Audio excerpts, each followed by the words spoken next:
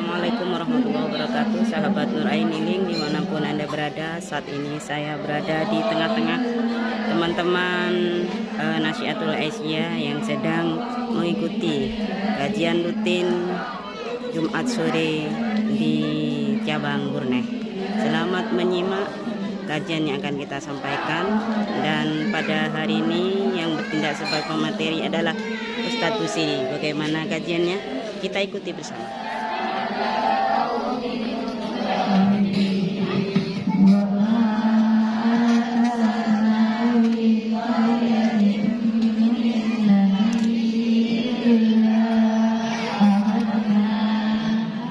Di momen pergantian tahun itu biasanya orang memanfaatkan untuk kesempatan bermuhasabah, melakukan introspeksi diri untuk menilai sebegitu baguskah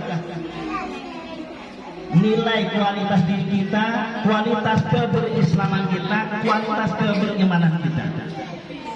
Meski setahun sekali juga tidak ada salahnya daripada tidak sama sekali. Meskipun sudah sering sekali saya katakan bahwa muhasabah itu dilakukan tidak perlu menunggu setahun sekali. Dan akhir tahun atau tahun baru saja. Lebih baik muhasabah itu dilakukan apabila kita melakukan sesering mungkin. Nah, muhasabah kita hari ini, sore hari ini adalah kita mengevaluasi seberapa bagus keimanan kita, keberislaman kita kepada Allah SWT. Jemaah kajian yang berbahagia, hari ini kita berada di sebuah era zaman yang demikian maju teknologi dan ilmu teknologi dan informasinya, sehingga apa yang terjadi di belahan bumi yang jauh, di belahan bumi yang lain dapat kita saksikan detik itu juga real time, seolah-olah kita sedang berada di dekat kejadian. Sehingga adik sekalian, hari ini atau kapanpun kita bisa memotret kondisi umat manusia hari ini. Di mana di era yang semakin terasa sempit ini kita bisa melihat apa yang sesungguhnya terjadi, khususnya apa yang terjadi pada umat Islam, orang-orang yang beriman ini.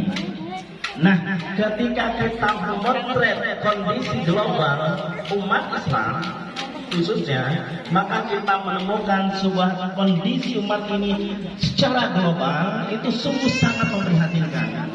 Dan kondisi yang sangat memprihatinkan ini sesungguhnya sudah lama terjadi, yaitu sejak satu abad terakhir ini terutama, yaitu selama 100 tahun terakhir sejak sekarang. Meskipun sesungguhnya hal-hal seperti itu sudah mulai terlihat, di mana kondisi umat Islam ini semakin lama semakin terpuruk. Nah, jemaah pengajian yang berbahagia, kondisi umat Islam yang sangat memprihatinkan itu sesungguhnya sangat kontradiktif, sangat bertolak belakang dengan apa yang Allah tegaskan di dalam ayat-ayatnya di dalam Al-Quran. Kalau kita mau buka Al-Quran, maka kita akan menemukan ayat-ayat yang sungguh sangat kontradiktif, bertentangan dengan kondisi dari umat Islam sekarang ini. Baiklah, kita di kesempatan mengaji sore hari ini kita coba melihat janji dan tegasan Allah, penegasan Allah dalam Al-Quran itu seperti apa. Kemudian kita hubungkan dengan realita yang ada di dalam kehidupan umat Islam global hari ini. Pertama, barangkali silahkan bisa dibuka di surat Ali Imran ayat 139. Di sini justru Allah SWT membesarkan hati kita. Allah berfirman, "A'udzubillahi minasyaitonir rajim, wa la tahinu wa la tahzanu wa antumul a'launa in kuntum mu'minin." Janganlah kamu bersikap lemah. Ini peringatan Allah. Janganlah kamu bersikap lemah dan jangan pula kamu bersedih hati. Padahal kamulah orang-orang yang paling tinggi derajatnya. in kuntum mu'minin. Perhatikan kalimat ujung kalimatnya, in kuntum mu'minin, jika kamu orang-orang yang beriman. Ini ayat pertama. Baik, sebelum saya lanjutkan ayat-ayat ini, ayat-ayat yang sangat motivatif ini, oleh sekalian, saya pernah membaca ada seorang ulama Asy-Sya'rawi, kalau tidak salah nama lengkapnya adalah Mutawalli Asy-Sya'rawi. Ketika beliau ini berkunjung ke Amerika, ke Texas itu, di sana beliau ditanya oleh seorang orientalis. Orientalis itu orang yang mengkhususkan kajiannya terhadap Islam terutama, atau dunia timur terutama Islam. Nah, para orientalis ini biasanya lebih paham dari kita tentang Al-Quran. Lebih banyak pengetahuan mereka tentang Al-Quran, cuma mereka tidak mendapatkan hidayah dari Allah SWT, sehingga mereka ini tetap kafir meskipun banyak pemahamannya terhadap Al-Quran. Nah, si orientalis ini bertanya kepada ulama kita ini, apakah Anda yakin bahwa seluruh isi Al-Quran itu adalah benar adanya? Ini pertanyaan si orientalis. Tentu saja ulama kita menjawab, tentu saja benar, saya yakin, aku yakin bahwa seluruh isi Al-Quran adalah benar adanya. Kalau memang ada benar, yakin betul terhadap kebenaran seluruh isi Al-Quran, tapi kenapa kenyataannya kondisi real di lapangan umat Islam justru dikuasai oleh orang-orang kafir? Terus kalau seperti itu kenyataannya, padahal dalam Al-Quran ditegaskan Allah SWT berfirman, katanya si orientalis ini, jadi si orientalis ini membacakan ayat Al-Quran, yaitu surat An-Nisa, ayat 141. Allah berfirman, وَلَنْ يَجْعَلَ اللَّهُ لِلْكَافِرِينَ عَلَى الْمُؤْمِنِينَ سَبِيلًا. Dan Allah sekali-kali tidak akan memberi jalan kepada orang-orang kafir untuk menguasai orang-orang yang beriman, yaitu orang-orang mukmin. Lagi-lagi di sini yang disebut adalah al-mukmin, orang-orang yang beriman. Lagi-lagi sudah dua ayat ya yang menyebutkan yang disebutkan itu adalah mukmin, orang-orang yang beriman. Catat ini. Nah, ayat ini yang oleh orientalis itu dipertentangkan dengan kondisi umat Islam yang nyata hari ini, di mana mereka dalam kondisi terpuruk, teraniaya di mana-mana, dikuasai oleh orang kafir. Kalau memang pernyataan Allah dalam Al-Quran benar, katanya ini, kenapa umat Islam dikuasai oleh orang kafir? Padahal Allah sendiri pun yang mengatakan, dan Allah sekali-kali tidak akan memberi jalan kepada orang kafir untuk menguasai orang-orang yang beriman. Nah, ini coba ini kalau kita tidak siap mendapatkan pertanyaan seperti itu, bisa-bisa kita ini menjadi ragu. Karena target utama dari pertanyaan si orientalis itu adalah untuk melemparkan subhat, melemparkan keraguan-raguan terhadap ajaran agama, khususnya Al-Quran. Nah, misalnya kemudian dijawab dengan tegas oleh ulama kita tadi itu, bahwa meskipun kelihatan ada kontradiksi antara ayat Al-Quran dan kondisi real di lapangan yang dialami oleh umat Islam, itu tidak berarti bahwa firman Allah ini tidak benar. Kenapa demikian katanya? Nah, kemudian si ulama kita ini menjawab bahwa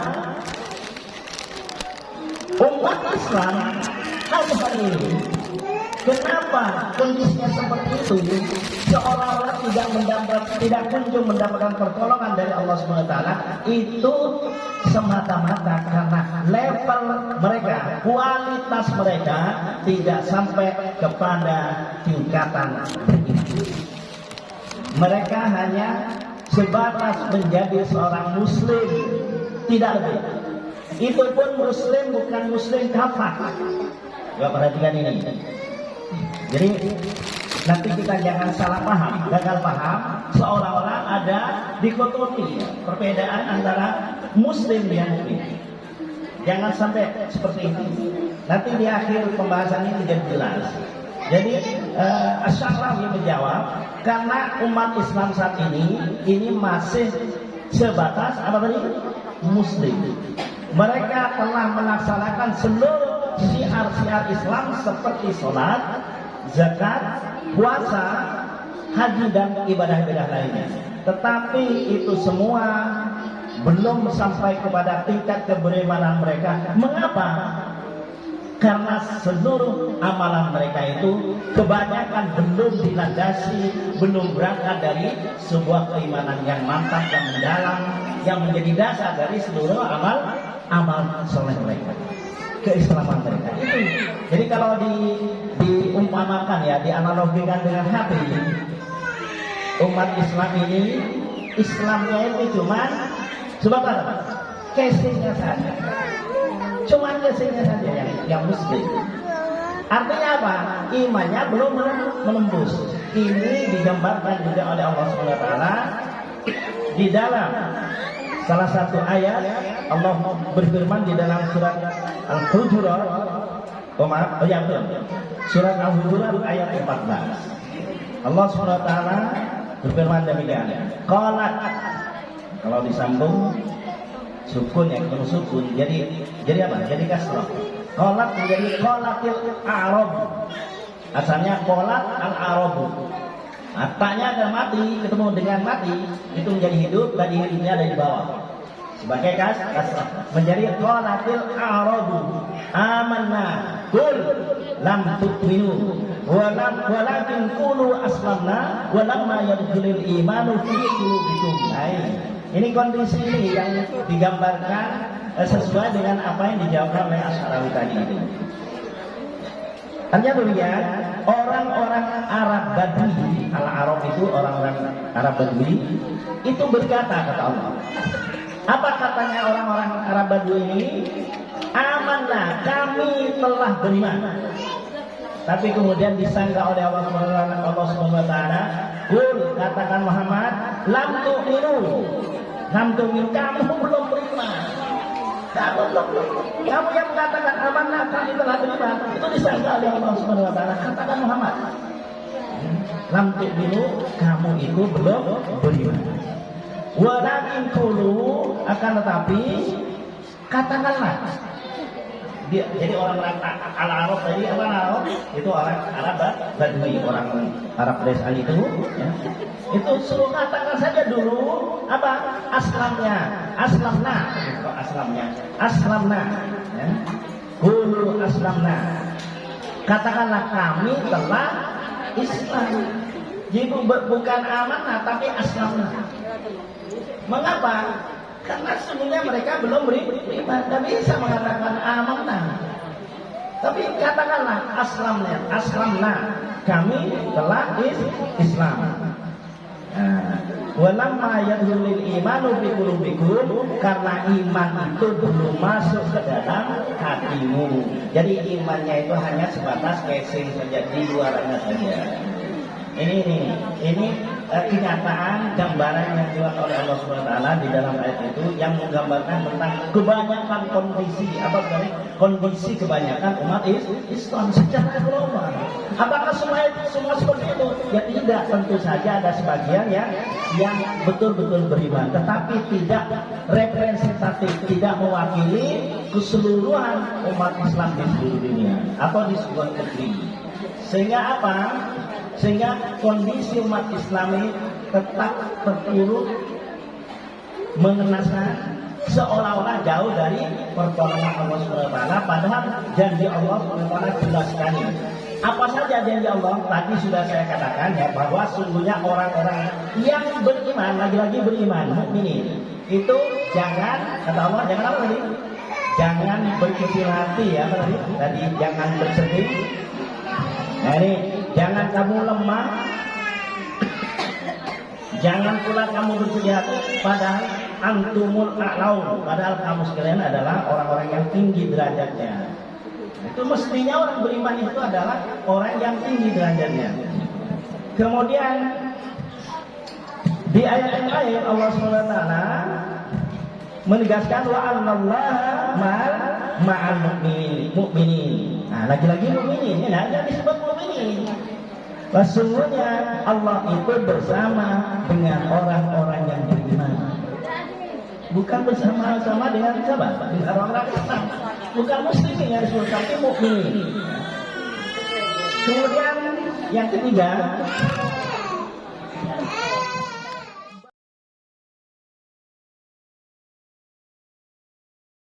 kami selalu berkewajiban menolong orang-orang yang beriman. Lagi-lagi mukminin yang disebut. Yang akan ditolong, Allah merasa berkewajiban menolong kepada siapa? Kepada orang yang beriman. Nah ini ayat seperti ini oleh setan itu mau di apa namanya diperkosakan dengan kondisi jawabannya nanti. Kemudian jelas sekalian, bahkan Allah SWT menegaskan kalau tadi Allah merasa berkewajiban menolong orang yang beriman, di ayat yang lain yaitu ayat berapa ini? Ayat 179 surat Ali Imran, bukan Al Imran ya. Sering orang membaca Al Imran. Bukan Al Imran tapi Ali Imran. 179 Allah SWT berfirman, A'udzubillahi minasyaitonir rajim. Maka Allahu liyadharal mu'minina 'ala ma antum 'alaihi.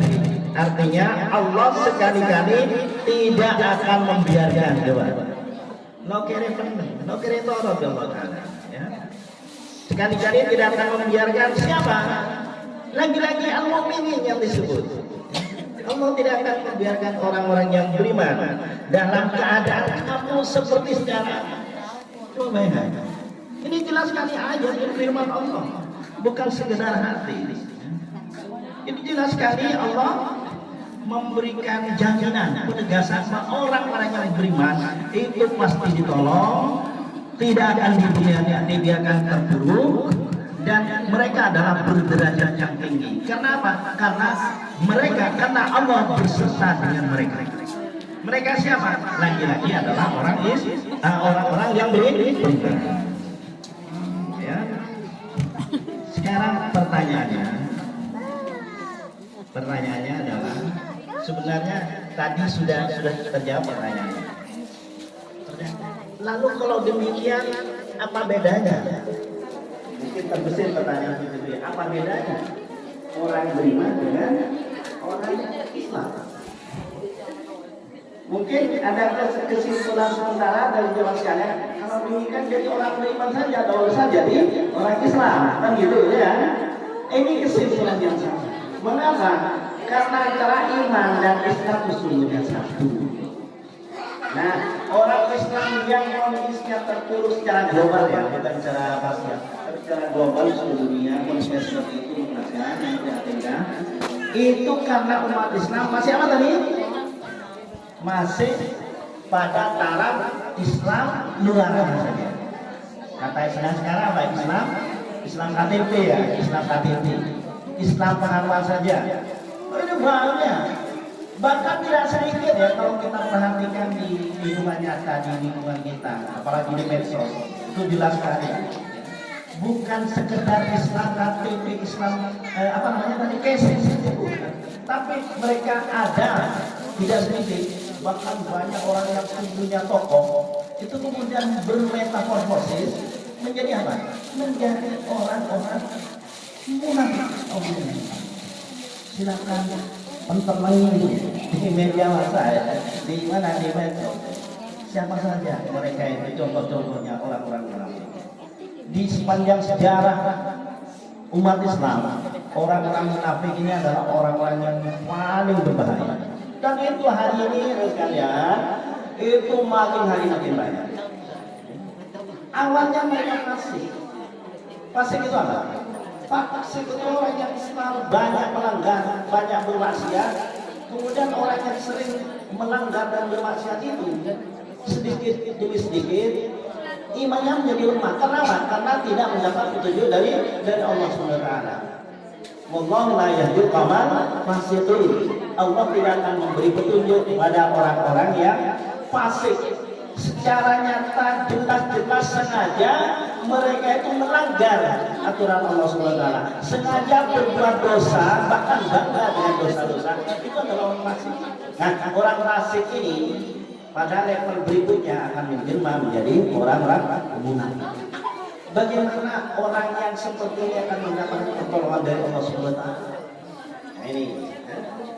Jadi pertanyaan kesimpulannya adalah siapakah mukminin yang dijanjikan pertolongan oleh Allah Subhanahu wa taala itu? Kalau dikaitkan dengan Islam, muslim yang seperti apa? Kan gitu. Supaya tidak timbul kesalahpahaman. Muslim yang bagaimana? Yang kemudian sampai kepada level mukmin. Tadi yang disebut-sebut berapa aja itu tadi? Semuanya menyebut mukmin, orang yang beriman. Ayat itu kalimatnya seperti itu, mukmin. Jadi janji Allah itu hanya diberikan kepada orang-orang yang beriman. Yang beriman, orang-orang yang beriman mukmin ini siapa? Mereka tidak lain adalah orang Islam. Tapi orang Islam yang bagaimana? Yaitu orang Islam yang kafir, betul. Karena apa? Karena di dalam surat Al-Baqarah berapa ini? Satu berapa ini ya? Allah berfirman, "A'udzubillahi minasyaitonir rajim. Ya ayyuhalladzina amanu udkhulu fis-silmi kafah." Terus lanjutannya, "Wala tattabi'u khutuwati syaitan." Ujungnya, "Innahu lakum aduwwun."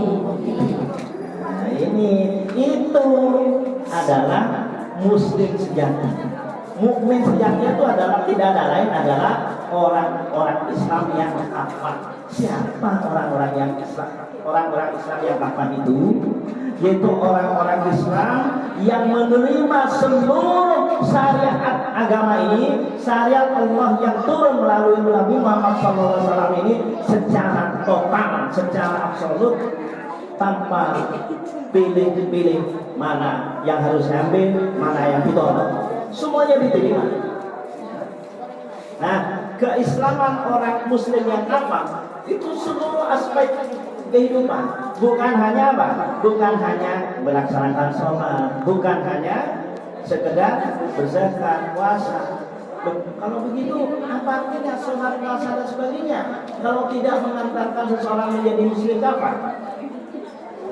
Jangan ditanya seperti itu. Kenapa? Karena mungkin orang yang sudah melakukan rukun Islam tetapi belum sampai kepada tingkatan beriman, maka keislamannya itu, ibadah yang dilakukannya itu, syariat yang dilakukannya itu hanya semata-mata tadi itu kamuflase saja. Hanya di luarannya saja. Mereka sholat tetapi sholatnya kehilangan apa? Kehilangan ruh. Apa ruh sholat? Ruh sholat adalah khusyuk. Nah, kalau sudah berbicara khusyuk ini mohon maaf. Jangan-jangan yang bicara juga sama. Memang kalau tidak kita sungguh-sungguh sulit memang. Tetapi yang sulit itu jangan kemudian kita tinggalkan, harus kita usahakan. Nah, ini apa namanya? Gunanya maknanya datang kajian, membaca, belajar dan sebagainya, belajar agama di situ. Jadi kita terus termotivasi menjadi orang-orang yang khusyuk di dalam sholat supaya sholat kita menjadi bermakna.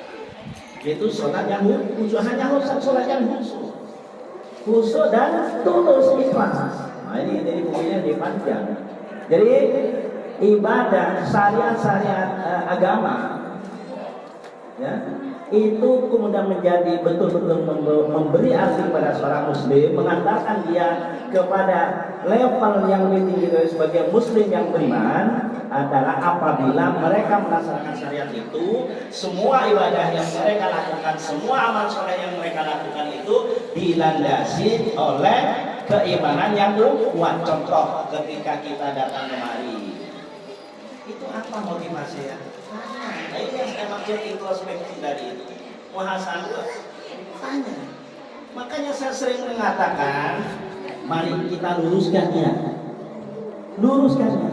Termasuk ketika kita berangkat ke pengajian itu. Apa niatnya tadi? Apa kira-kira?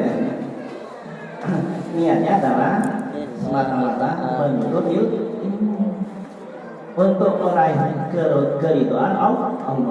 Jadi tujuan orang yang beriman itu, tujuan hidup orang beriman itu adalah ridha Allah. Jadi jelas.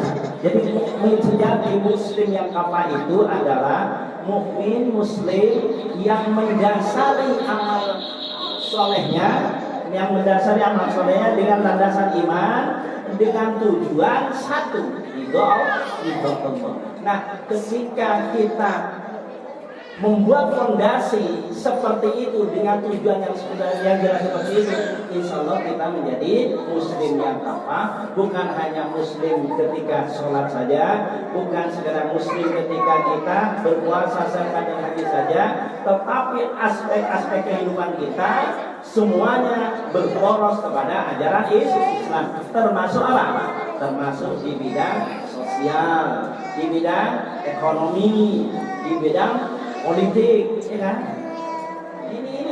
Ini orang-orang kafir seolah-olah tahu persis letak kelemahan dan kekuatan umat Islam itu.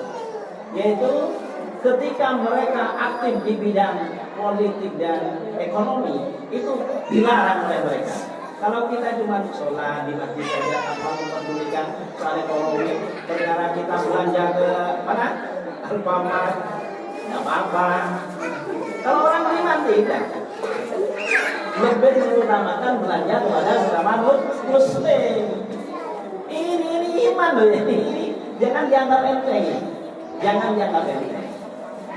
Makanya terutama di Indonesia nggak ada semua ayo boykot India, boykot Israel. Itu hanya di medsos saja. Tapi di tataran realitas, Indonesia tidak ada implikasinya sama sekali. Kenapa? Sekali lagi ini masalah iman.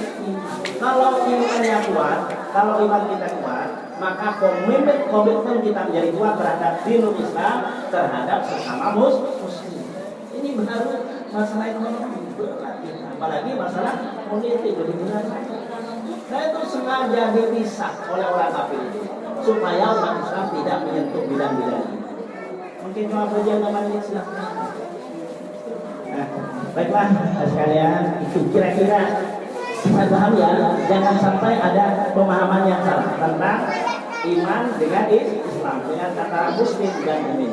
Maka mohonlah kepada Allah SWT petunjuk supaya kita dijadikan oleh Allah menjadi mukmin sejati, menjadi muslim yang kafah. Amin ya rabbal alamin. Karena waktu dua yang mempertemukan kita dan waktu yang memisahkan kita, maka sampai di sini. Apa yang bisa sampaikan ini mudah-mudahan bisa menggugah kita mulai hari ini untuk bersama-sama bertekad menjadi muslim yang sebenarnya, mukmin yang sejati. Amin ya rabbal alamin. Sekian, wabillahi taufiq wal hidayah. Assalamualaikum warahmatullahi wabarakatuh.